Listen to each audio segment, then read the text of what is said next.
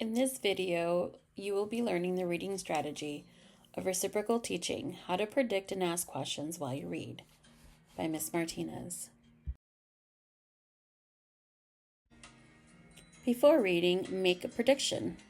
Prediction is a guess you make based on the pictures, titles, headings, text, and your own personal experiences before you begin reading.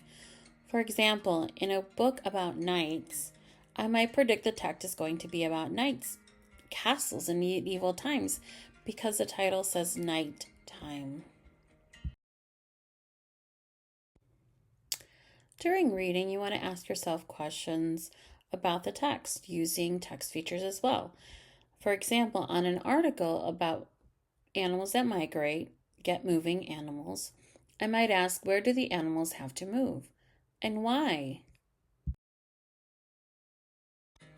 During reading, clarify any unknown words. Use the context clues around the word to figure out its meaning, or use what you know about root words. For example, railroad. A rail is a guide, a metal guide that guides the cart, and a road is what leads the cart to its destination. After reading, summarize. Summarize the main ideas, any important details, and supporting details you found in the text to wrap up and sum up what you've learned.